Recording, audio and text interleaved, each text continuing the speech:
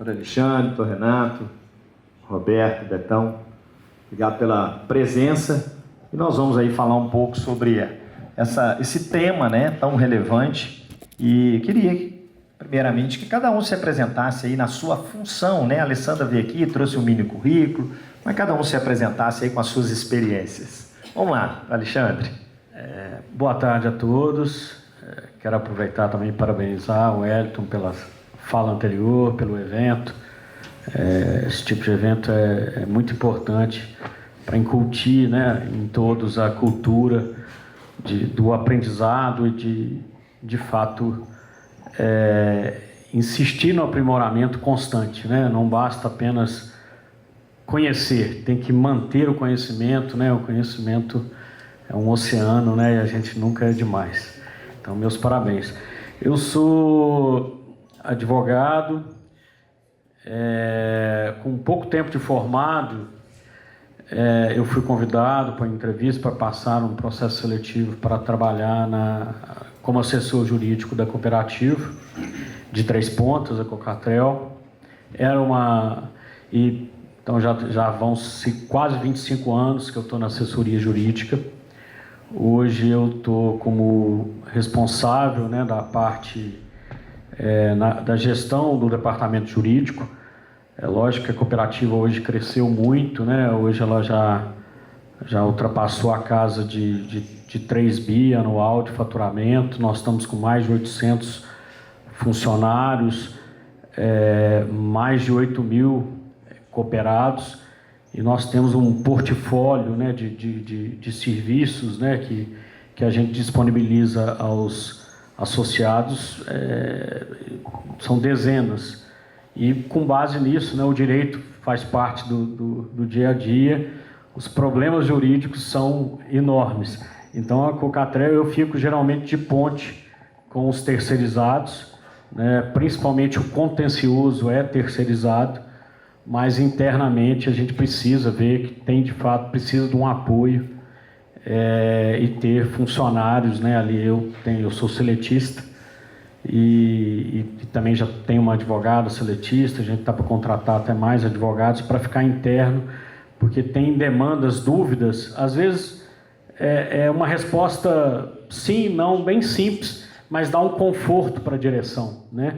A direção determina o norte, mas fica receosa se está ou não dentro do caminho certo, e aí eu procuro dar esse acalanto, né, para os diretores, pode ir que está tranquilo, ou mas vamos com calma, porque tem certos riscos aí, ainda que conhecendo o risco, você enfrenta ele com mais tranquilidade. E é isso.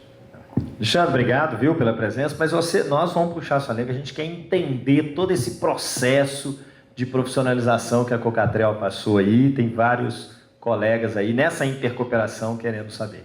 Obrigado. Doutor Renato Pereira, obrigado pela presença. Obrigado, Wellington. Boa tarde a todos. Primeiramente, agradecer a você, Wellington, o convite, a parceria de sempre aí com a nossa Unimed. Cumprimentar os colegas aqui, doutor Alexandre, Betão, meu amigo. E dizer que é uma honra estar aqui, poder debater o assunto da nossa razão de existir, né, das cooperativas. Sou um grande entusiasta do modelo, acredito no modelo cooperativista, e eu hoje estou como diretor de mercado da Unimed Varginha. Eu sou médico anestesiologista, estou na cooperativa há 14 anos. A Unimed Varginha é uma das mais antigas do sistema Unimed. A nossa Unimed completou agora 52 anos, irá completar agora em janeiro 52 anos, e é o meu segundo mandato. Eu entrei para o cargo diretivo como diretor de provimento de saúde em 2021, sempre aí com o nosso presidente, Dr. Beto Suertes, que também está repetindo o mandato. E durante esse tempo nós pudemos aprimorar o conhecimento dentro da área do cooperativismo, entender um pouco melhor, principalmente a nossa cooperativa, que ela tem algumas peculiaridades.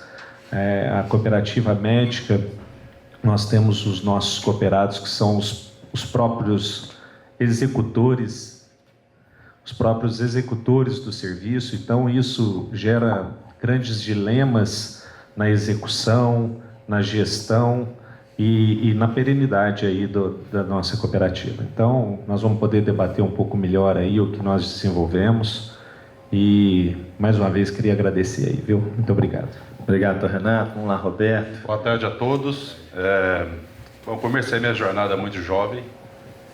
Minha formação foi na área de gestão ambiental, porque a família tinha um abatedouro de frango e um laticínio, mas nunca atuei como gestor ambiental. Desde muito jovem entrei para a área administrativa e ao longo desses 25 anos aí, em 2014 me surgiu um desafio para estar mergulhando no mundo da governança corporativa e eu, nas minhas buscas, eu escolhi o IBGC como o meu direcionamento para estar me aperfeiçoando no mundo de governança. E desde lá, então, também tomei paixão, tomei gosto pelo negócio e venho me desenvolvendo, fiz a minha formação de conselheiro. Dois anos depois, eu tive a oportunidade de me ingressar num conselho, ainda no modelo conselho consultivo. Depois de dois mandatos, eu tive a oportunidade de estar entrando para o conselho de administração, onde eu estou hoje como presidente do conselho. Atuo em 2 empresas do setor de óleo e gás, varejo e distribuição, como conselheiro consultivo, tá? E na pandemia eu me questionei sobre como é que eu poderia ajudar essas empresas, tanto familiares como empresas do terceiro setor, a desenvolver melhor a questão do planejamento estratégico e conseguir avançar com eficiência nessa demanda, né? E conversamos muito, não é? Alguns vinhos, algumas conversas, alguns jantares, enfim. E aí eu criei a BMA. A BMA se posiciona numa forma que a gente faz uma avaliação de suporte para empresas, tanto familiares como do terceiro setor, que estão implantando a governança. Que eu entro muito hands-on, ao contrário do que o Dr. Marcos falou hoje aí, meu colega de infância, obrigado por estar aqui prestigiando a gente. A gente entra muito hands-on, a 4 mãos. A gente entra estudando processos e pessoas para que a governança que seja construída e aplicada e tenha um resultado efetivo. E como o Wellington trouxe aqui hoje também, a gente tem muitas empresas, muitas cooperativas aí pelo a vida de caixeiro viajante dele aí, o que ele vem conhecendo, que tem bons planejamentos, mas peca na execução. Então, eu estudei muito isso e desenvolvi a BMA com esse intuito de estar dando esse suporte e estar conseguindo trabalhar junto a esses clientes para perenizar isso daí. Então, aí, obrigado pelo espaço, parabéns pela esse espaço tão rico para a gente discutir esses assuntos de tamanha relevância aqui para o cooperativismo. Obrigado, Roberto. Caio, pode respirar, deu tudo certinho? Deu tudo certo. Tá, obrigado aí, né, pela presença. Então, por favor, se apresente aí para nós.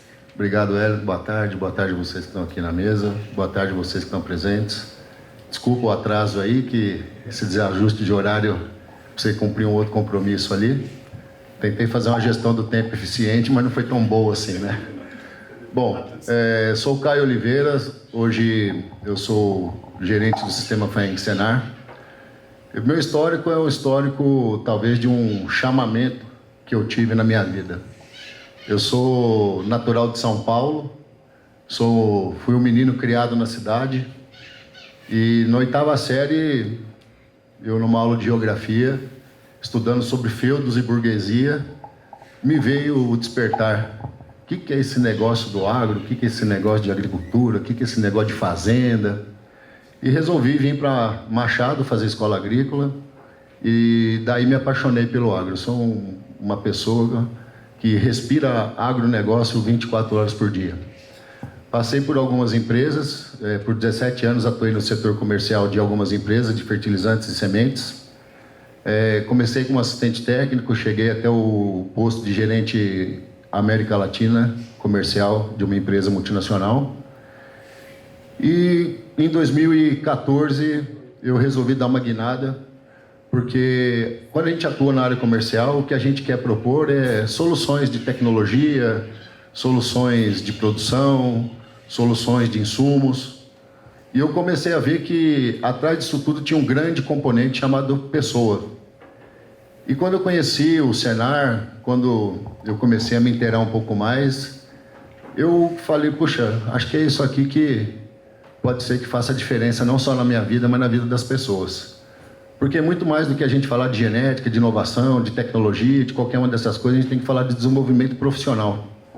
E a gente tem uma carência muito grande no nosso setor do agro quando se fala de desenvolvimento profissional, seja nas corporações ou seja nas propriedades rurais com os produtores rurais. E daí, de 2014 para cá, eu venho desempenhando uma atuação que leva, junto com o Sistema FAENG Senar, o conhecimento, a chave de transformação da vida de todas as pessoas, né? Sou pós-graduado em cafeicultura empresarial, fertilidade de solos e nutrição de plantas. Tenho uma pós-graduação em gestão de projetos pela UIT também. E eu costumo falar que quando eu comecei a aprender a estudar, quanto mais eu estudava, mais eu via que não sabia nada, né? E é esse recado que eu levo para o produtor rural, que esse estudo, né, ou seja, o ganho de conhecimento, trabalhar com informações é fundamental nos dias de hoje. Então eu desempenho um papel hoje como gestor da unidade aqui de Varginha. Nós somos em 10 escritórios regionais. Já tive lá na sede, quiseram me levar de novo, eu não quis, ficar mais perto de casa, porque além de eu gostar muito dessa região do sul de Minas, eu acredito que eu posso fazer um bom trabalho aqui com todo o potencial de agronegócio que a gente tem aqui na região, né? Então é isso, hoje a gente trabalha em 113 municípios, levando assistência técnica, levando cursos de profissionalização, de qualificação profissional, programas especiais que promovem a difusão do conhecimento e a melhoria de vida para as pessoas. É um pouco disso aí. Obrigado, Caio. Vamos lá, estamos aí com 4 grandes nomes aqui, eu vou direcionar para você, Alexandre. Primeira pergunta. Como que a Cocatrel, diante de todo esse cenário, está estruturando seus processos de sucessão nas lideranças e se existe um programa específico para identificar e preparar esses futuros líderes. E, claro, como que esse recente processo de profissionalização da diretoria aconteceu e se você já tem resultados que possam ser compartilhados. Boa tarde mais uma vez. Essa pergunta, é muito instigante, porque o problema da sucessão, nas administrações das corporações de uma maneira geral, ela é uma constante. Mas nos casos específicos, acho, das cooperativas, e eu posso dizer pela Cocatrel, é ainda maior. Porque, assim, infelizmente, eu enfatizo que é infelizmente, um pouco que o Wellington adiantou aqui, eu dizer, por mais que a gente tenha estruturas bem montadas, o que acontece é que a gente, por vezes, cresce em número de cooperados, cresce em número de faturamento, de movimentação de café, de cereais, mas aquela afinidade dos precursores, hoje a gente vê que infelizmente está ficando mais distante. O cooperado, por vezes, o novo cooperado, ele entra por uma questão de comodidade. Eu tenho uma propriedade rural onde foi construído um armazém da Cocatrel próximo. Então, por comodidade, o frete mais simples, eu vou ingressar na cooperativa para eu ter um local para depositar o café com mais facilidade. Tem a Expo Café, a Cocatrel promove, eu posso comprar insumos com valores mais em conta. Como que eu faço? Preciso ser cooperado? Então eu vou ingressar para eu poder comprar mais barato. Então eu vou entrar porque eu quero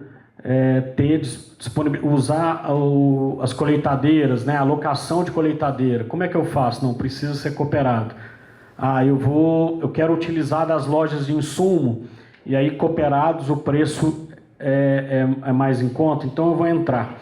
Ele entra na cooperativa passa a ser cooperado, mas a grande maioria das vezes sem ter noção do que é o cooperativismo, sem ter noção, sem ter aquele senso de pertencimento.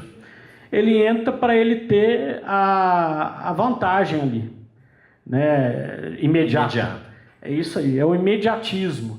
Ele não tem uma visão a longo prazo, ele não se preocupa, ele não quer saber das questões administrativas da cooperativa, e aí é um grande desafio. Por quê? Porque são duas grandes questões. A falta de interessados e aqueles que são interessados, por vezes, não têm a capacitação que necessita. E aí é onde a gente precisa, porque se a gente começa também a exigir demais a capacitação, afugenta também o interesse. Muito complicado, ele quer ficar na fazenda dele, na roça dele. E o que a Cocatrel começou a fazer já há um bom tempo, ela é sair da sede de Três Pontas, sair da administração e ir aonde o povo está, né? Ir aonde o cooperado está. Então nós temos feito com muita assiduidade muitos encontros, seminários no campo, nas filiais, e tem que insistir. Porque, por vezes, a gente prepara um encontro, um evento tão bonito, um coffee break legal, traz palestrantes da OSENG, da FAENG, procura hoje, né, coisa que no passado talvez a gente não fazia, nos utilizar, né, do Serviço Nacional de Aprendizagem Rural, do Serviço Nacional do SESCOP, que tem uma gama de programas que disponibilizam. A gente hoje é grande parceiro deles. A Cocatrel, que é do ramo agro, nós temos uma proximidade muito grande com o Sindicato de Produtores, com a FAENG, e que tem isso. Então a gente procura agregar para trazer o produtor para mais perto. E aí, na hora que a gente vê aqueles que foram no encontro, no cantinho a gente puxa, começa a convidá-lo para participar mais, para interagir mais. Legalmente, pela Lei 5764, não há previsão de conselhos além do fiscal e administrativo. Recentemente nós criamos formalmente o Conselho Consultivo, que não tem poder deliberativo, mas é para isso. De certa forma, a gente traz ele, coloca ele dentro da administração através do Conselho Consultivo, incentivando, trazendo, a gente trazer ele para perto. Esse é o principal motivo. E aí, depois que ele já está ali, a gente começa a incutir a importância do aprendizado constante, do conhecimento de governança corporativa, que, por vezes, se não insistir muito, ele não sai dali. Né? Ele continua ali, ele quer cuidar da vaquinha dele, do café dele. Não, cooperativa, isso não é para mim. Não, a gestão não é, mas ele tem que entender que ele faz parte, né? Que ele é um misto, né? Ele é fornecedor, ele é cliente, mas, acima de tudo, ele é dono do negócio. E isso é difícil de colocar na cabeça, e a Cocatrel, graças a Deus, nos últimos anos, ela já está criando pelo menos essas bases para uma cultura de sucessória, que é de ir aonde os cooperados estão e trazê-lo para o cooperativismo e trazê-lo a mostrar para ele que é importante ele estar junto nas decisões. Né? É mais ou menos isso. Tá, Alexandre, obrigado. E olha, aproveitando o que você disse, né, desse desafio, né, essa dificuldade, né, do entendimento até para construir a sucessão, eu vou trazer a pergunta para você, Roberto. Com a sua experiência no mercado de diversos segmentos, quais são os principais desafios legais e estratégicos na sucessão das lideranças cooperativas? E como que as cooperativas podem se preparar para lidar com essas questões? Como o doutor Alexandre trouxe, né, ou seja, ele tem que ir lá na ponta, e nós vamos falar ainda da profissionalização, mas como que isso é desafiador e que caminho ou quais caminhos que pode seguir para amenizar essa sucessão? Bom, vamos lá. São 3 perguntas dentro de uma pergunta. Isso aí. A questão jurídica aí, que é o primeiro ponto, né, eu vejo da seguinte forma. Aproveitando aí também, eu vou falar na ótica de boas práticas de governança e a experiência que a gente traz de mercado, tá? Eu vejo um risco muito grande da questão da conformidade jurídica, né? Você vê que as cooperativas de crédito, a cooperativa de saúde, ela tem um viés regulatório muito forte, né?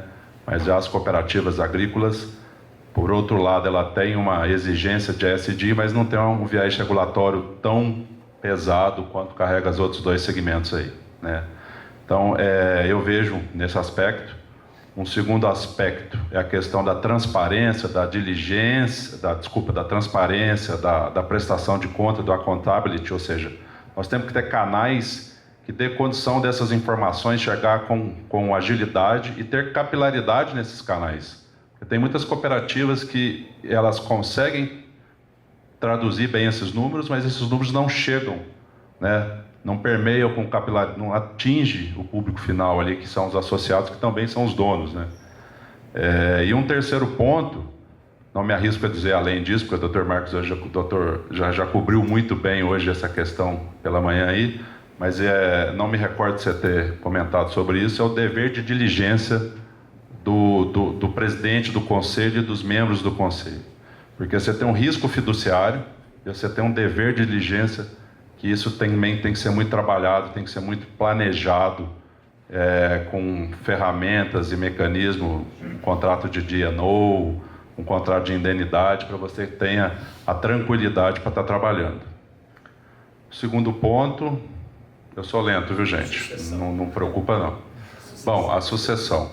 A sucessão, temos que ter um trabalho aí forte para identificar lideranças internas, e aí também, pegando o seu gancho aí, essas lideranças externas, porque a gente pode ter nesse núcleo de associados aí pessoas que tenham competência para estar compondo isso daí, né?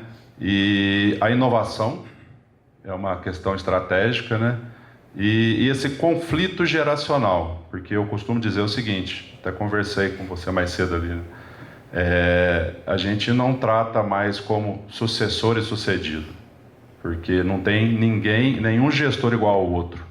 Isso é uma transferência de geração. Então, como é que a gente consegue fazer isso de forma bem estruturada, suave, e que isso impacte, tenha o menor impacto possível dentro do negócio, para que consiga perenizar o mesmo caminho que está definido ali para percorrer dentro de um planejamento estratégico, dentro dos desafios de mercado. Ok, o Roberto, você está trazendo aí, né, todas essas questões. Depois nós vamos entrar até nas questões aí, porque você não colocou, quando você tem aí as questões políticas, né? E aí eu quero perguntar para você, doutor Renato Pereira, como que a governança, né, ela vai influenciar a preparação para a sucessão nas cooperativas, né? E se você tem algum exemplo de boas práticas ou de alguma prática que a Unimed Varginha traga. E se você pudesse também falar assim, olha, como que funciona a sucessão? Ela é planejada, ela não é planejada? Como que você tem esse olhar? Ô Wellington, a questão da sucessão é um tema bem delicado, né? Nós pudemos tratar disso juntos. A nossa cooperativa médica, a Unimed Varginha, hoje tem 330 cooperados, todos médicos, obviamente, e dentro da nossa amizade profissional, isso por muito tempo foi um tabu em se falar dentro da Unimed, né? Então, tem a questão aí das idades, do conflito de geração, e a gente notava que isso era muito difícil de ser discutido. Então, dentro da nossa organização, se alguém fizesse um contato maior com o cooperado, se ele necessitasse ou se sentisse no dever de se aproximar mais do cooperado, isso poderia ser interpretado como uma antecipação de eleições, passando por cima da figura de um presidente, alguém do conselho de administração, do conselho fiscal, que talvez quisesse apresentar alguns dados para o cooperado, isso sempre foi visto assim com um pouco de desconfiança. Dentro da nossa gestão, com a sua ajuda inclusive, a gente tem tentado quebrar um pouco disso. Eu acho que a questão da sucessão, ela tem que ser debatida e principalmente planejada.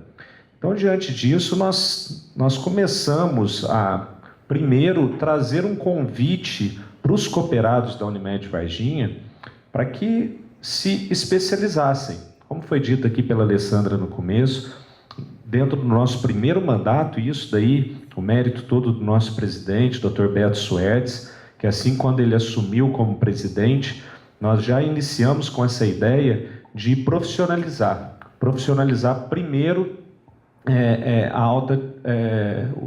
os diretores, né?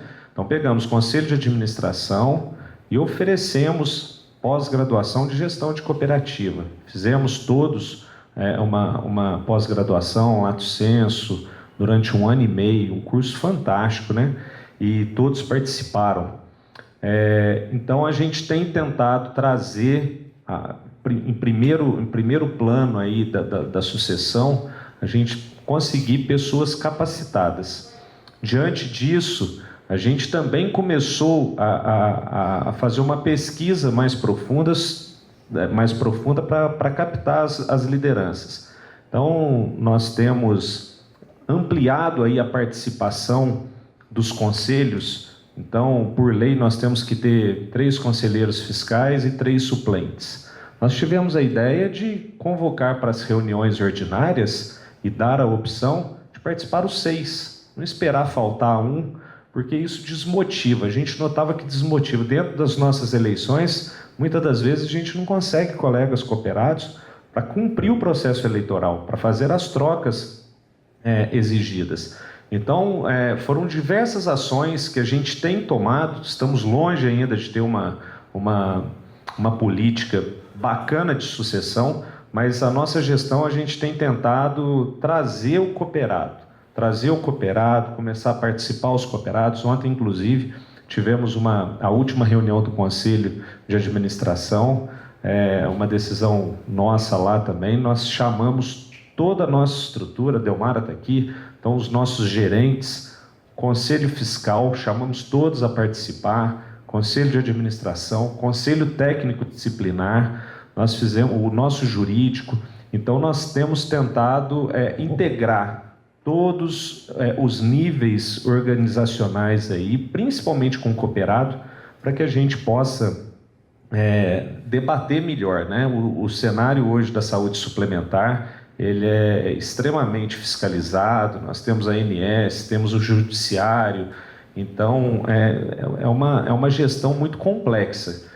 A gente não pode, e isso eu falo abertamente, a gente não pode tornar a administração das cooperativas uma aventura. O cara simplesmente montar uma chapa e se aventurar naquilo, né? Tem muita coisa envolvida nisso. Nós temos 55 mil beneficiários hoje em Varginha, que dependem do nosso hospital, dos nossos serviços, da nossa operadora. E aí eu falo que não é desmerecendo outros colegas, mas o colega, para assumir um cargo desse, ele tem que estar capacitado. Então, Renato, você está tocando num ponto, aqui pelo menos, né, do que a gente tem vivenciado. Eu sei que a Unimed Varginha, historicamente, tem eleições competitivas, e aqui eu estou vendo mais uma cooperativa, que é a Credivais, que recentemente passou por um processo de disputa eleitoral muito acirrada, né? E a gente sempre entende que essas disputas extrapolam, né, o muro da cooperativa e vai fora, vai para a comunidade. E assim, dentro disso que vocês assumiram, né, tiveram uma renovação, vem fazendo aí um bom trabalho.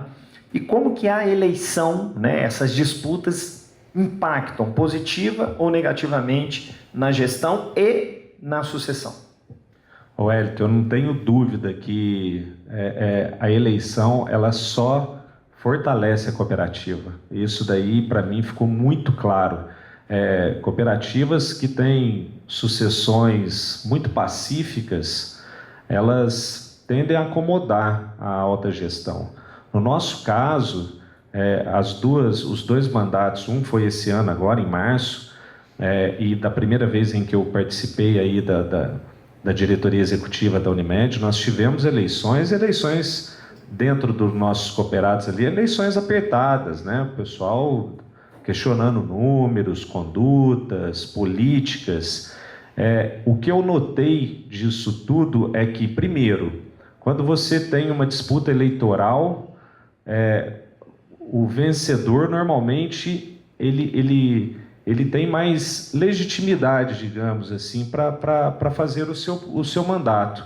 Acho que legitima quando você tem discussões de ideias, de planejamentos, e que você se torna o vencedor, isso te dá uma certa legitimidade. Em contrapartida, isso te traz muita responsabilidade também, né? Então, uma coisa que eu notei muito o cooperado, nós fomos a chapa vencedoras por duas ocasiões, mas o cooperado ele não quer saber só do resultado financeiro, da distribuição de sobras. Ele questiona muitas coisas. E esses processos eleitorais nos fizeram mais transparentes e com a necessidade de se aproximar ainda mais do cooperado. Então, hoje, o nosso programa de relacionamento com o cooperado está cada vez mais evoluindo. A gente entende que a gente tem que estar próximo do cooperado, o cooperado tem que ser ouvido, tem que participar, e isso realmente eu não tenho, é uma coisa que é meio desgastante, né? Você passou algumas aí com a gente, é um período de muito nervosismo, né? De muita ansiedade, mas eu acho que isso, além de legitimar, traz essa responsabilidade, essa necessidade de aproximar ainda mais do nosso cooperado. Tá. Ele não usou o termo, achei que ele usava, porque a treta, a tensão, né, doutor Renato? Vou aproveitando aqui que o doutor Renato deixou aí a questão da capacitação, da necessidade da capacitação, né, no caso da sucessão, desses pretendentes, ele citou o caso da eleição. Né? Aí, Caio, no contexto aí do Senar, quais as capacitações têm sido mais eficazes para formar sucessores, né, e gestores, né, cada vez mais capacitados, aí numa perspectiva tanto no campo quanto na gestão das cooperativas, e eu sei que você tem um estudo, né, um trabalho acadêmico nessa linha. Isso. Bom, falar de sucessão no campo, nas empresas rurais, não é diferente de falar nas cooperativas ou nas demais corporações, né? Nós temos vários desafios, como estão sendo falados aqui, e, na minha opinião, um dos principais desafios que a gente tem hoje nessa questão da sucessão é a formação de lideranças. A gente sente uma certa dificuldade em achar pessoas que tenham perfil de liderança que, de fato, estejam dispostas a assumir esse desafio da sucessão. Muito do que você falou. Às vezes eu prefiro ficar lá na minha propriedade e não assumir esse compromisso, mesmo sabendo que eu dependo daquilo lá. E com isso, a gente, além dos cursos que a gente faz de qualificação profissional, nós temos alguns programas voltados à questão da sucessão e à questão da formação de lideranças. Os cursos mais procurados nesse âmbito são cursos da área da gestão. Gestão de comunicação, gestão de marketing, o programa especial que nós temos de sucessão no campo, os cursos de formação de liderança. Então, nós temos um programa de formação de novas lideranças, porque a gente acredita que a sucessão ela precisa de pessoas muito mais do que dispostas a assumir o desafio também, que estejam dispostas a se engajar na causa, né? E quando a gente vê isso dentro das cooperativas e dentro dos nossos sindicatos, a gente atua com mais de 400 sindicatos de produtores rurais, a gente vê que numa assembleia a gente tem a participação de poucas pessoas que estejam dispostas a estar conosco lá, contribuindo com as suas opiniões, aonde a discussão de ideias é extremamente válida, não só para o processo eleitoral, mas para a longevidade das ações que a gente toma nas corporações. E então é muito difícil a gente falar de sucessão quando a gente não fala dessas questões em cima das pessoas, de liderança, de engajamento. E aí o senhor falou muito bem também o senso do pertencimento. Então a gente tem dentro do programa de sucessão no campo um módulo que trabalha exatamente essas questões comportamentais. Eu ainda estou na época de sucedido e sucessor, né? Aprendi agora que eu já estou ficando meio obsoleto, mas que a gente possa de fato desenvolver nesse sucedido o senso do pertencimento e fazer com que quem está passando o bastão dê espaço para que esse senso do pertencimento possa crescer cada vez mais. Porque dentro desses desafios a gente também tem questões como temporalidade, qual que é a melhor época, qual que é o melhor tempo de começar meu plano de sucessão. Nós temos problemas na comunicação, né? Isso aí é vertical para todo mundo. Nós temos o problema também do conflito de geração. Então nós temos várias questões que a gente tem que saber trabalhar, né? Dando espaço para quem está vindo assumir esse meu lugar agora, possa implementar suas ideias, possa implementar suas ações. E isso tudo são habilidades que, através dos nossos cursos e nossos programas que a gente desenvolve, a gente consegue lapidar isso aí e também, né, mostrar não só a importância da sucessão, mas qual que é o caminho da sucessão. E nessa de mostrar o caminho da sucessão, a gente precisa ter um conhecimento muito grande da realidade, da necessidade, do que se passa lá na ponta, para que a gente possa propor soluções que, de fato, além de efetiva, possam ser duradouras e sustentáveis. Olha, o Caio disse aí para nós questão de conflito de gerações. O Dr. Alexandre, você está há 20 anos na Cocatrel, é isso? Vou completar 25 anos na assessoria jurídica. 25 anos. Então, essa pergunta, quero fazer para você, como que pode equilibrar a tradição dos cooperados fundadores com a modernização necessária para atrair e integrar uma nova geração de líderes? Porque o que a gente percebe, mais do que simplesmente fazer a sucessão, é estar atualizado para se sustentar e ser competitivo no mercado, cada vez mais competitivo. Como que você enxerga, né, esse equilíbrio da tradição? E lembrando, sempre tem um viés político nisso aí, né? Por favor. Wellington, sem dúvida, não é fácil. Em todos os aspectos, inclusive da nossa vida, né, em termos de música, de vestuário, de tudo, sempre tem uma certa... O velho, vamos dizer assim, né, o antigo tem receio do novo, né, e tende a ser saudosista, né, olhar com o passado com carinho, né, antes era melhor, mas se for voltar mesmo do passado, vê que não era. Mas tende sempre a dizer que era melhor, né, mas em regra não é. E é complicado, porque se antes a gente precisava...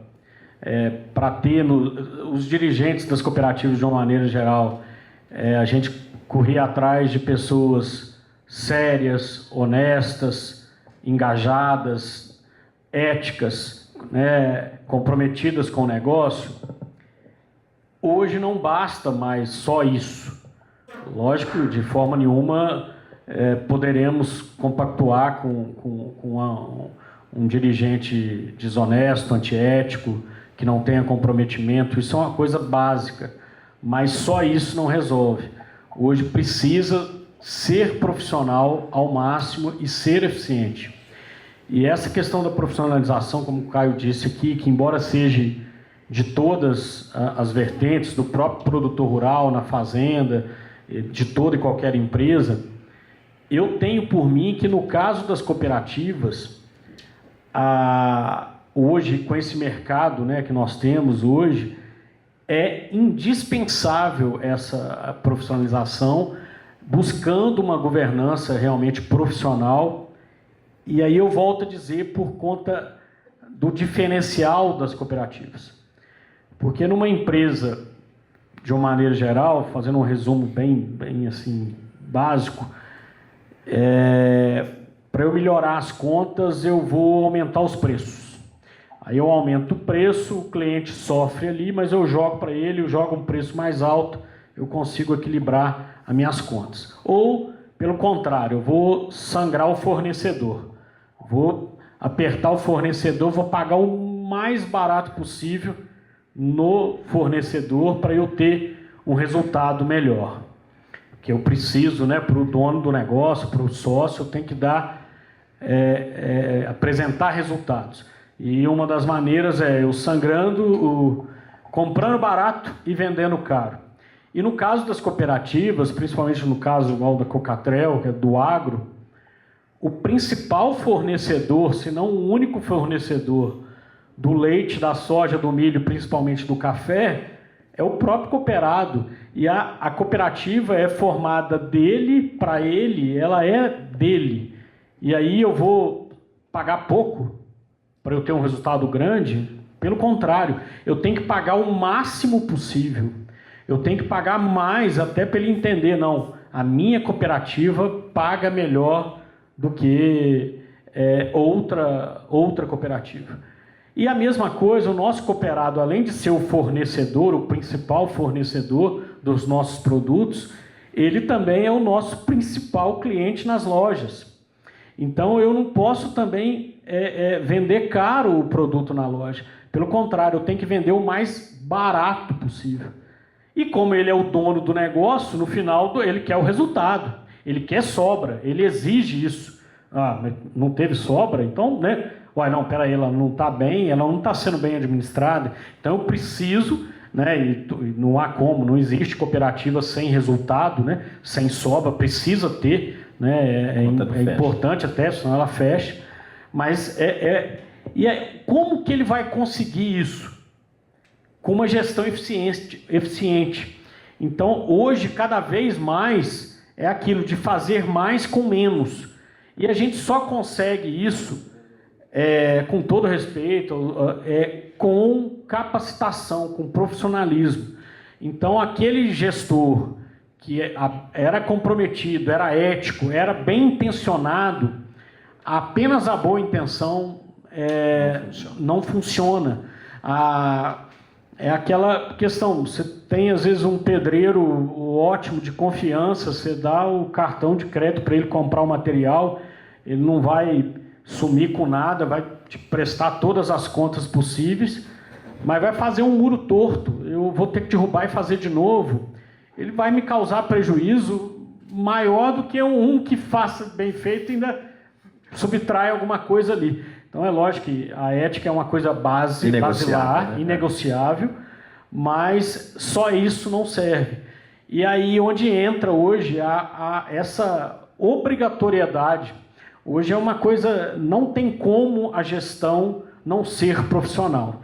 E ainda que o ramo médico, o ramo crédito, que tem toda essa regulamentação normativa e que exige essa formalização, essa profissionalização por vezes, o agropecuário não tem. E aí até como a visão das cooperativas é a principal, uma delas é a gestão democrática pelos seus membros, né? Então a administração tem que vir do cooperado e eu não poderia, talvez por lei, impor obstáculos. Ah não, quem não tem pós não pode ser conselheiro. Não, quem não tenha tal curso, você acaba inibindo a democracia dentro das cooperativas. E aí esse é um problema complicado. E aí tem que mudar hoje a cultura. E aí foi o que a Cocatrel, aos poucos também, mudou, fez um trabalho, muitas pré-assembleias, muitas ouvindo os cooperados, e a gente mudou hoje a nossa organização, mantém o que a legislação prega, que é o Conselho de Administração eleito, né, pela Assembleia, composto por cooperados, mas, e aí a gente ainda procura incutir todos neles a necessidade do PDGC, de ir atrás de cursos que o SENG oferece, mas não é uma coisa impositiva. Mas aí a gestão, a gente tirou do Conselho de Administração e da diretoria, que era do próprio Conselho. Então hoje a diretoria não é mais eleita. A diretoria ela é contratada 100%. 100%. Hoje podemos ter até 5 diretores contratadas pelo Conselho.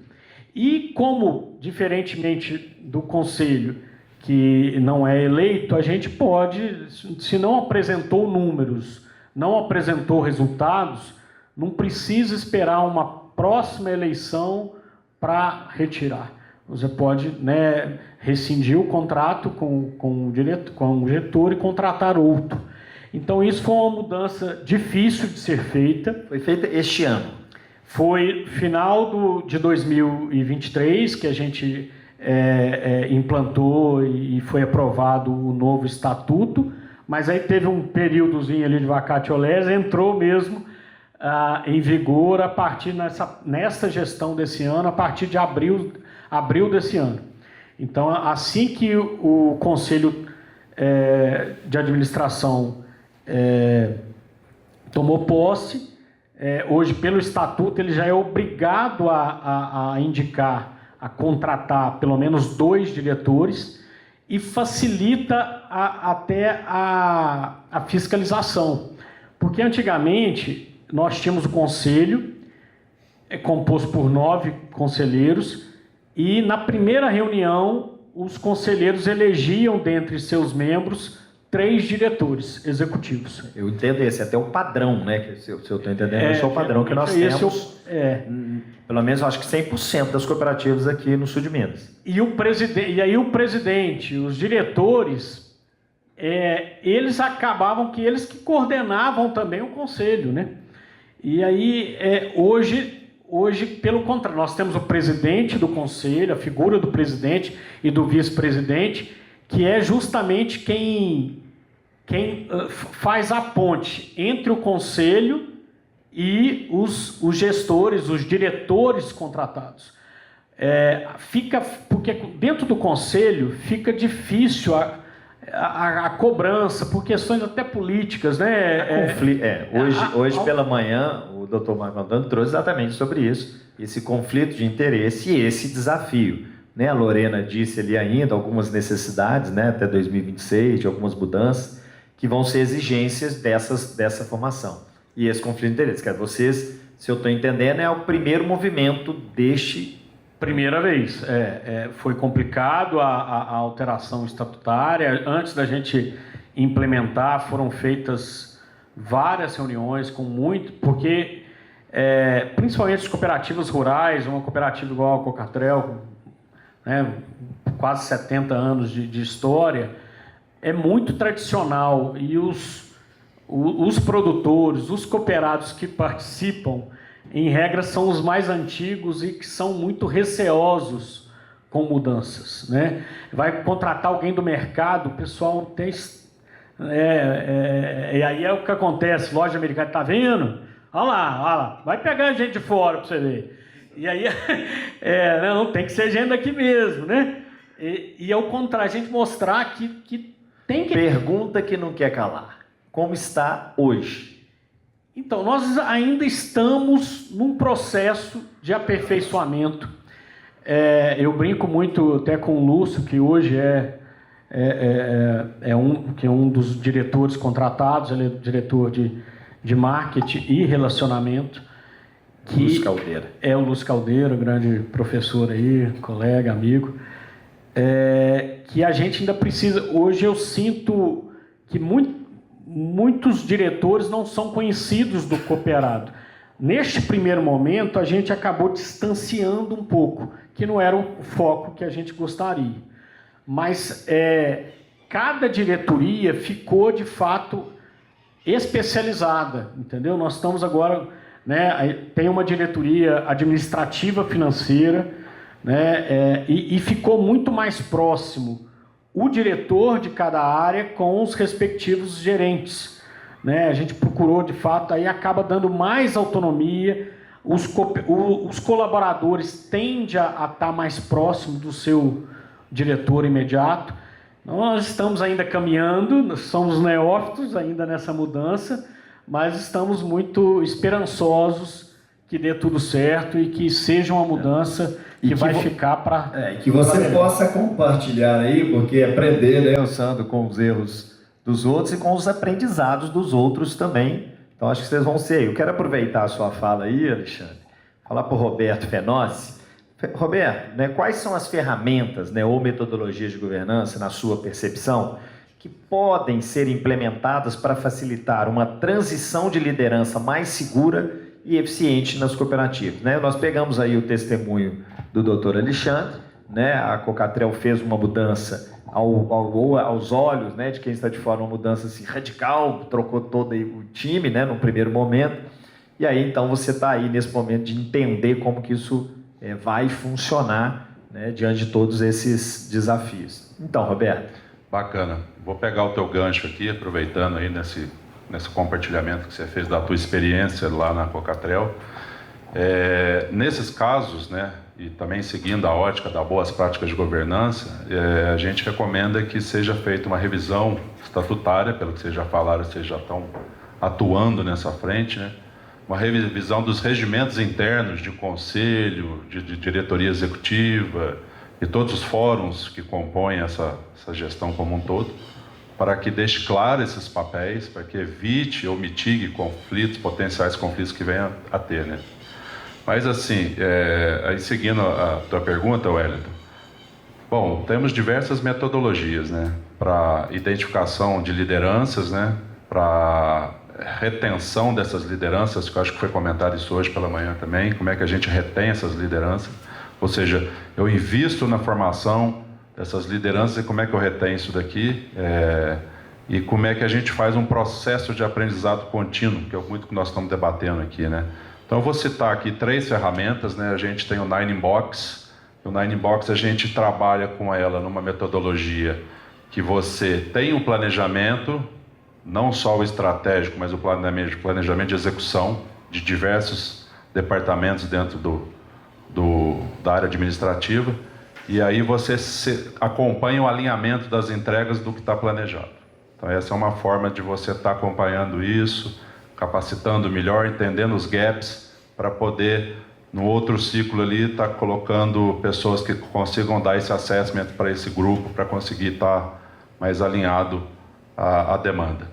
Uma outra ferramenta é o LMS, né, que é o Learning Management System. É um sistema de aprendizado contínuo, é um sistema, mas tem que saber, como o Wellington falou, não adianta ter sistema, a gente às vezes em algumas situações depara também com diversas situações onde tem muitos sistemas, mas muito cacique e pouco índio, então ninguém toca o negócio, fica muito bonito, o cara fala, a gente tem, e alguns a gente viu só o gerúndio, a gente tinha, mas não usa mais, nós descontinuamos.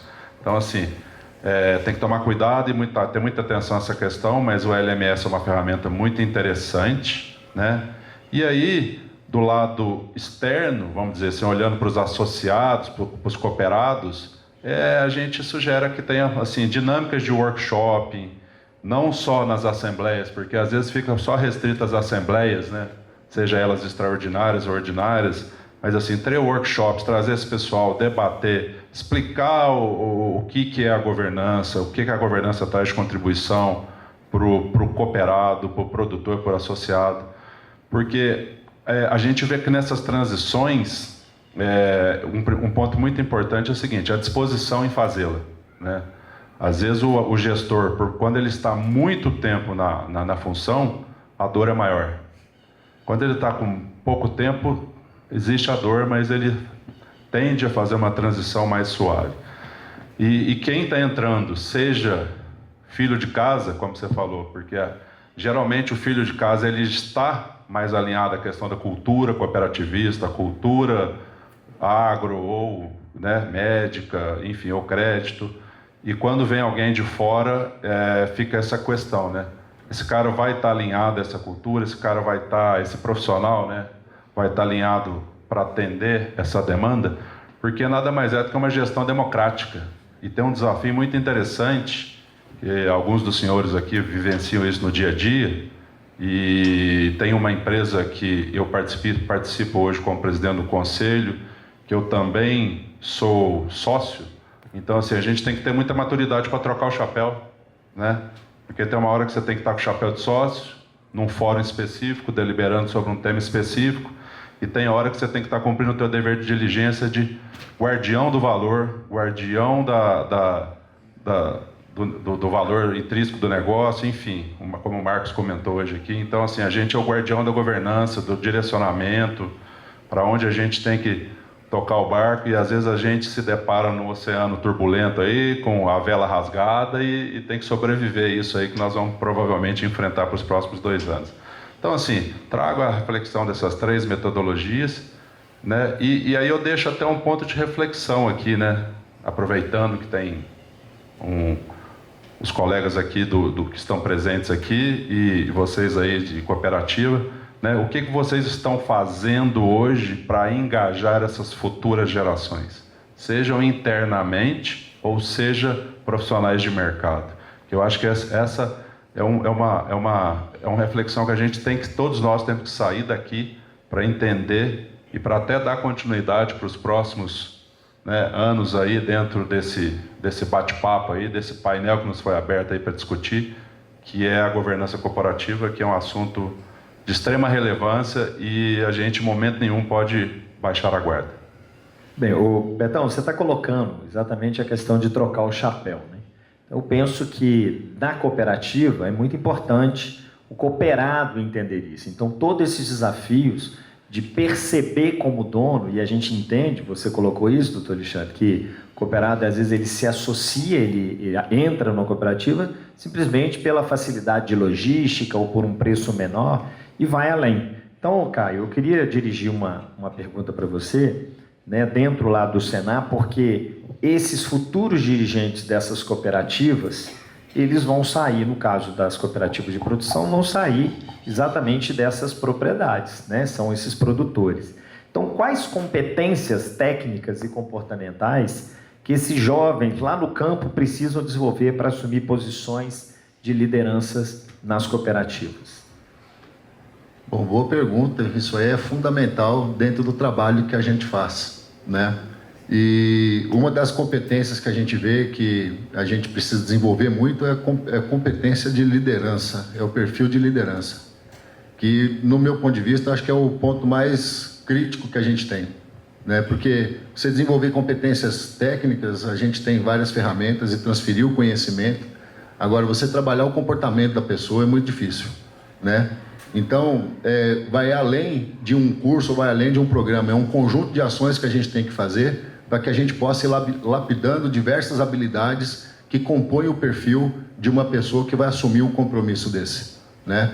Então, nós temos dentro do programa de sucessão no campo que nós temos módulos no qual a gente trabalha essa questão comportamental no sentido de moldar melhor o perfil de liderança das pessoas. Nós temos um módulo dentro do assunto comportamental que a gente trabalha muito essa questão do pertencimento e do engajamento, né?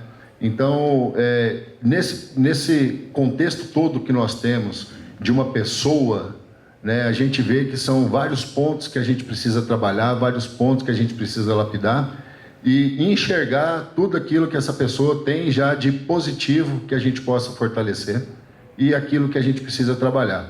Nós temos o programa Maratona Jovem, que estimula e incentiva jovens a propor soluções, a desenvolver produtos, a desenvolver serviços. E isso é um programa de formação profissional que a gente trabalha em várias etapas, propondo atividades, propondo interconexão entre eles, para que a gente possa ter troca de conhecimento e tudo isso somar no final do resultado que a gente quer entregar com essa pessoa. Ô Caio, uma questão que você está dizendo, né, desse perfil, né, que nós estamos colocando, e a gente percebe, aí eu quero agora botar você numa saia justa. Esses jovens estão querendo continuar nas propriedades rurais, está tendo uma volta para as propriedades ou uma evasão? Está tendo uma volta. A gente vê que está tendo uma volta.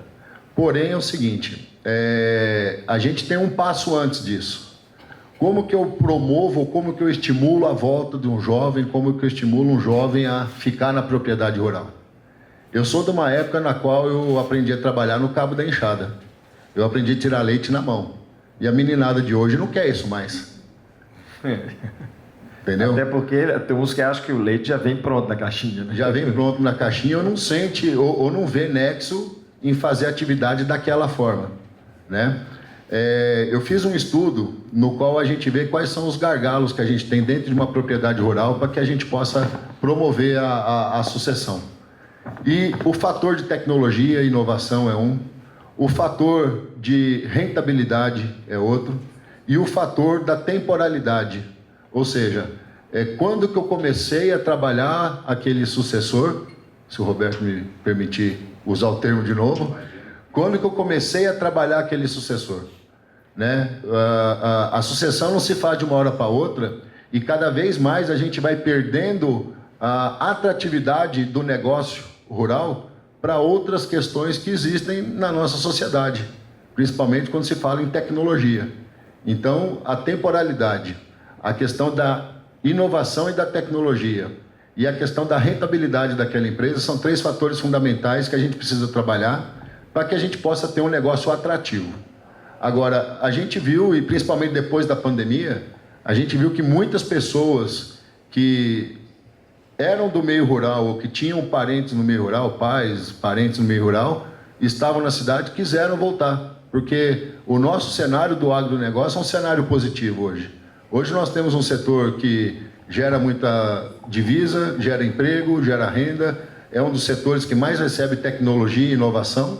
Então tem muito jovem, sim, querendo voltar para o meio rural, né? Através, o Renato falou aqui da parceria que nós temos com a Credivar, através da Credivar a gente leva o GQC, o Gestão Qualidade no Campo, leva o ATG, né? Para que a gente possa promover um arranjo desse negócio rural e que a gente possa capacitar as pessoas e mostrar que o negócio, propriedade, empresa rural é um negócio atrativo e lucrativo. Tá, vamos lá. Como nós estamos falando de cooperativismo, para não ficar só no agro, eu tenho alguns amigos médicos também e tem um fenômeno, aí eu quero dirigir a pergunta para o doutor Renato Pereira, e uma percepção que eu tinha há um tempo atrás, que 100% dos filhos de médicos seguiam para a medicina. E o que eu tenho percebido, e aí você está falando, né, nós estamos falando porque senão pensa que é só do agro.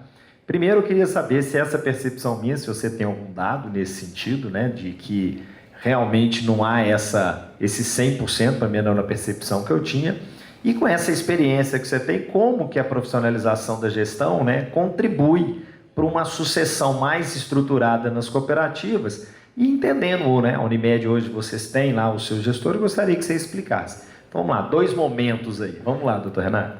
Bem, Wellington, primeiro, a questão aí da sucessão profissional, o que eu tenho notado é que esteja havendo aí uma desaceleração disso, né? Hoje a área médica ainda atrai muitos jovens aí, muitos deles pensando no resultado salarial um pouco mais imediato. A gente sabe que hoje a situação com a explosão do número de escolas de medicina aí, isso já não é muita realidade, né? Quando eu cheguei em Varginha em 2009, a gente tinha vagas aí dentro do sistema público, plantões de UPA, Bom Pastor, enfim, que eles tinham dificuldade de cumprir essas escalas. Hoje, a própria Unimed, dentro da nossa Prontomed lá, nós temos lista de espera de médicos que querem trabalhar lá e que não tem plantão para todo mundo mais, né? O número de profissional realmente deu uma estourada. Temos muitas áreas médicas ainda que são um pouco escassas, principalmente as que demandam uma especialização mais duradoura. Mas eu noto que, pelo menos dentro do meu ciclo de amizade, temos ainda muitos filhos de médico partindo para a área médica aí, mas não noto mais aquele engajamento da minha juventude, da minha adolescência, não. Em relação à profissionalização da gestão, dentro da Unimed Varginha, nós estruturamos isso de uma forma muito bacana. A diretoria executiva e o conselho de administração, lá, diferente da eleição que o senhor citou aí da Cocatrel, nós temos a formação de chapas com 4 diretores executivos, e essas chapas que participam dessa eleição, que eu falei anteriormente aqui, e os outros 5 conselheiros fazem uma carreira solo aí, vão buscar os seus votos dentro da cooperativa, e os 5 mais bem votados compõem aí o conselho de administração, que são os 4 diretores executivos, mais os 5 conselheiros. A diretoria nossa a diretoria executiva, ela tem os encontros semanais, a gente tem o poder mais administrativo e uma vez por mês a gente tem a nossa reunião com o Conselho de Administração, onde a gente passa as decisões ou as deliberações mais importantes que a gente fez durante a semana para validação do Conselho de Administração. E diante disso, nós, até pelo tamanho da cooperativa, nossa cooperativa, a cooperativa médica, hoje ela não consegue se sustentar somente vendendo plano de saúde, vendendo serviço médico. As Unimedes que estão seguindo esse caminho estão tendo um grande dissabor, porque a relação da venda de planos com a utilização pelo beneficiário, ela muitas das vezes ela é um pouco cruel. Então a sinistralidade que a gente chama, que é o quanto a gente arrecada de mensalidade, o quanto a gente paga a rede no atendimento desse beneficiário, isso sobra muito pouco. Então a Unimed Varginha, já no passado, a gente começou a estruturar, na época do Dr. Alexandre Peloso Braga, aí, muitos devem conhecer, ele deu um pontapé inicial quando ele foi presidente da Unimed Varginha em 2014, nós começamos aí um processo de verticalização. A gente já tinha o nosso Hospital Humanitas, então nós começamos a trabalhar aí com um tripé, ou seja, nós temos a unidade principal, que é a que vende o plano de saúde, a operadora de saúde, onde nós temos os médicos contratados, nós temos o nosso hospital, que é o maior gargalo de uma operadora de saúde, aonde o beneficiário vai gastar, aonde a gente vai ter que pagar. Então nós temos hoje o nosso hospital. Diante disso a gente pode ter um controle de custo, comprar serviços mais baratos, insumos mais baratos. E de um outro ponto, numa outra vertente, nós temos os serviços diagnósticos, terapêuticos, acessórios. Então, a Unimed Varginha partiu aí para essa verticalização. Hoje nós temos ressonância magnética, que é nossa, tomografia, que é nossa, ultrassom, que é nosso, centro de infusão de imunobiológicos, que é nosso, um centro de tratamento oncológico, que é a Oncomanitas, que é nosso. Então, nós estamos agora partindo para a aquisição da hemodinâmica. Então, nós tivemos que fazer uma gestão profissional e, associado a isso, nós como médicos e encabeçadores aí, né, participando da administração efetiva da cooperativa, talvez nós quatro não conseguiríamos tocar tudo isso. E nós tivemos que profissionalizar isso. O primeiro passo lá atrás foi a contratação de 2 superintendentes, a pessoa do Márcio, que é o superintendente da nossa operadora, e a Poliana Lucinda, que é a nossa superintendente de provimento de saúde. E diante desses 2 superintendentes, a gente ainda tem nossos gerentes. Tenho orgulho de ter aqui a Delmara, uma das nossas gerentes. Temos então a pessoa do Luiz Fernando Maritã, quem mais que eu estou esquecendo? Maritão, o Luiz Fernando e o Guilherme, no provimento de saúde, junto com a Delmara. Então, isso, o Gui veio cedo aí hoje. Então, nós tivemos que fazer essa movimentação e essa estruturação para que nós, como médicos, pudéssemos disponibilizar ou ter o nosso tempo dedicado à gestão da nossa cooperativa e, ao mesmo tempo, poder seguir aí as nossas atividades, como, por exemplo, eu toco as minhas atividades de anestesiologia. Então, nós profissionalizamos, verticalizamos para diminuir custos, melhorar a segurança para o cooperado e, principalmente, para trazer resultados. Perfeito. Doutor Renato, você colocou, queria que você complementasse, né? Quando um diretor, nós estamos falando da profissionalização, aí o diretor está lá e ele precisa se dedicar, né? Mesmo que ele tenha remuneração, mas é o que você está dizendo, você tem as suas outras atividades. Isso na Unimed hoje funciona bem? Que carga horária que vocês se dedicam? Até para a gente ter como benchmark aí para outras cooperativas. O Marcinho, que é o nosso superintendente da operadora, e ele fala que o diretor da Unimed é diretor full-time, né? Eu tô tomando meu vinho aí, sempre tem um cooperado que chega, pô, Humanitas lá, tá faltando isso, tem que arrumar isso. Então, o nosso cargo, a gente não tem muita carga horária, não. Meu celular vive tocando aí com demandas de cooperados, de beneficiários dos nossos clientes, muitas vezes até dos colaboradores, acontece com muita frequência, colaborador, né, acionando, dando um bypass aí dos nossos diretores, dos nossos gerentes, para atingir a alta cúpula, às vezes, da cooperativa, com o intuito, às vezes, de resolver mais rapidamente alguma demanda pessoal. Mas a gente tem hoje um salário ele é estruturado até por número de consultas médicas. O valor da consulta da Unimed, a gente tem um X para diretoria executiva, para o conselho de administração, para o conselho fiscal, mas dentro da diretoria executiva, o cooperado ele nos demanda muito. E por estarmos, muitas das vezes, frequentando o mesmo local, estou dentro do hospital toda hora, a gente encontra os cooperados, é uma cooperativa pequena, diferente da cooperativa de vocês aí, que vocês têm milhares aí de cooperados. A nossa questão ali é um pouco mais caseira. Então, a gente, apesar de pro forma, né, a gente ter uma disponibilidade de tempo, eu, na verdade, assim, a hora que eu tenho uma folguinha ali da anestesia, eu estou lá na unidade da Vila Pinto, como eu estou agora na área comercial junto com o Luiz Fernando, eu corro para a unidade do centro, onde é o nosso quartel-general lá.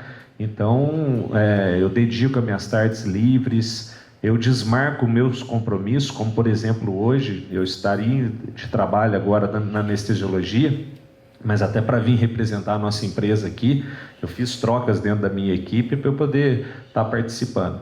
Então, a gente faz assim, uma gestão dentro das necessidades, para que a gente esteja sempre presente nos eventos e, principalmente, presente junto com o nosso cooperado. A gente tem focado muito aí na aproximação com o nosso cooperado. Obrigado, Renato. Só para a gente fechar aqui, eu quero fazer uma pergunta aí que vale para todos os participantes, aí ver quem quer responder ou se todos querem responder.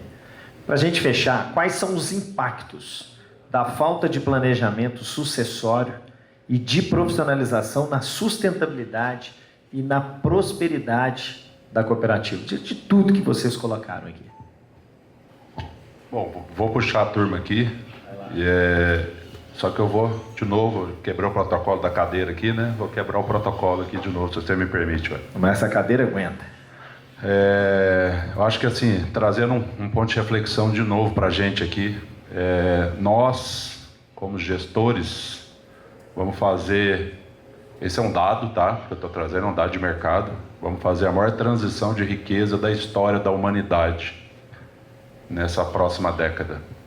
Esse número não é um número brasileiro ainda, porque eu acho que o Brasil ainda não está com essa apurado, está em apuração, mas os Estados Unidos vai fazer uma transição de riqueza agora de 105 trilhões de dólares, tá? É um número extremamente expressivo, é a maior transferência de riqueza da história, e a única forma que eu vejo de perenizar essa riqueza nas futuras gerações, que está tudo envolvido no que nós estamos discutindo aqui, é através dessa governança, é através dessa captação das novas gerações, é através desses mecanismos de boas práticas de governança, para que a gente consiga continuar gerando valor e prosperando cada vez mais. Obrigado, Roberto.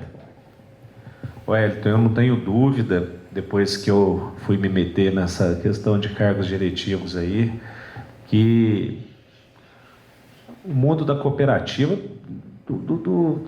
na verdade, o mundo das corporações de um modo geral, acho que na época dos meus pais, dos meus avós, a coisa era um pouco mais caseira também, né? As decisões eram tomadas e os rumos eram tomados diante da experiência que eles tinham tido, dos seus antecessores também. Enfim, eu não acho até que esse modelo deva ser completamente ignorado, não.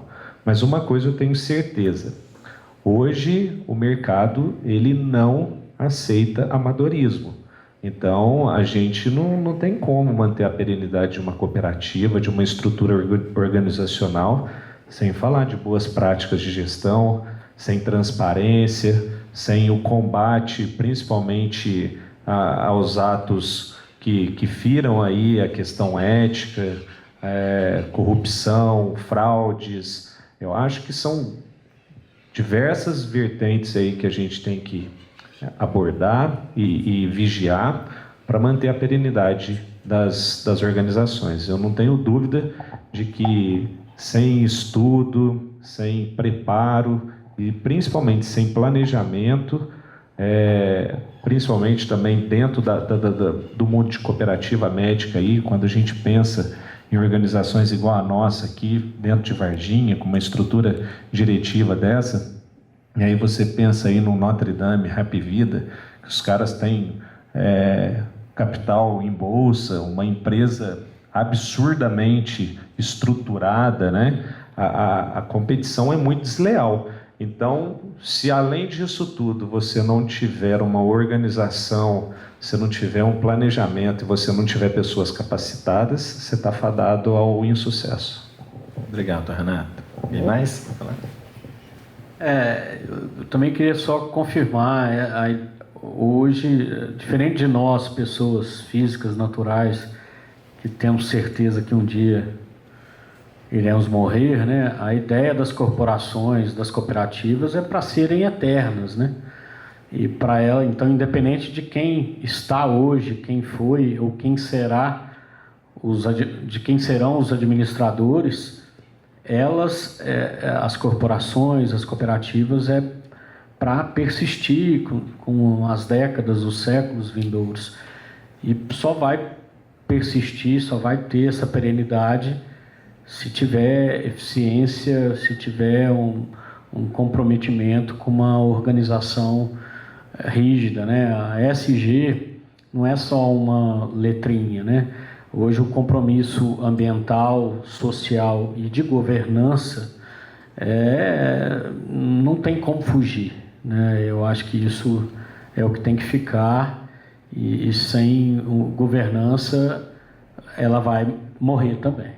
E a gente não quer isso, não quer que morra nunca. Sem dúvida. E aí, bacana o que o Dr. Renato falou aqui, também preservando, muito bem falado, a questão da cultura e dos valores, né? Ok, só para a gente fechar, já que você abriu aqui, Betão, vamos até lá, só para vocês fazerem os seus agradecimentos, as suas percepções e a gente fechar o nosso painel. Bom, novamente agradecer a todos aí, agradecer o UNES, os organizadores, na pessoa do Wellington aqui, dizer que para nós foi um privilégio poder estar participando desse debate, com esse tema tão rico e com essas discussões aí muito contributivas para todos aí. E vocês estão de parabéns, né? Espero que seja o primeiro de muitos. Obrigado.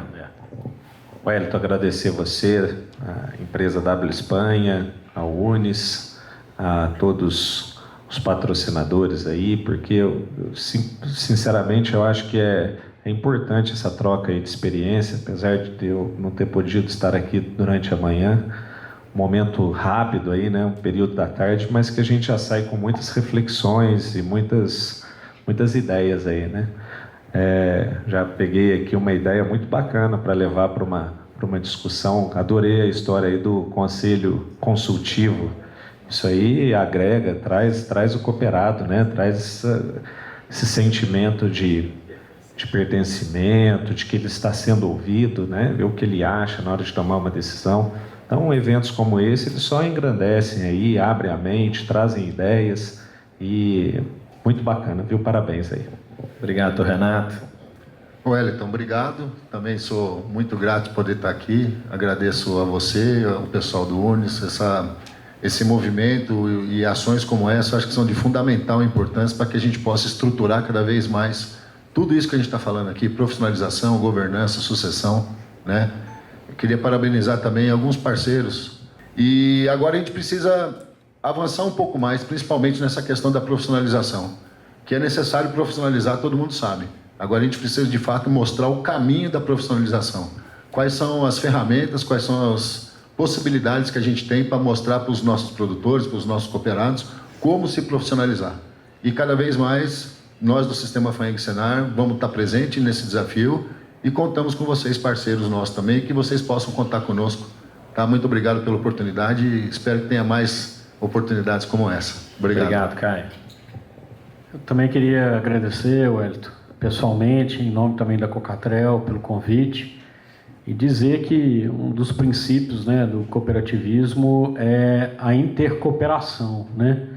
E isso aqui é um exemplo de intercooperação, essa troca de ideias, e como você disse, muito do que a gente aprende é olhando o outro, né? Vendo o outro fazer, e a gente também, por vezes, aprende ensinando. E a gente a Cocatrel está à disposição, o Lúcio e todos os demais diretores e conselheiros se colocam à disposição aí nós estamos abertos, né, para visitas, assim como eu sei a Copama, nós já teve um grupo grande que vai lá, que visita, nós temos uma parceria grande, né, a Cocamic também, a central, que acaba, né, ajudando essa intercooperação também. E é isso, no dia a dia a gente tem o meu telefone, WhatsApp, Skype, e-mail, toda hora tem um problema acontecendo, e se não tiver evento, se não marcar data, se não agendar, o encontro nunca acontece. Perfeito. Então, para isso que precisa de engajamento e de seminários como esse. Agradeço. Ok. Doutor Alexandre, todos aí, Betão, Renato, Caio, Alexandre, muito obrigado, viu, pela participação, pelas contribuições, e agradecemos, finalizamos então aqui a nossa mesa redonda. Obrigado a todos, valeu.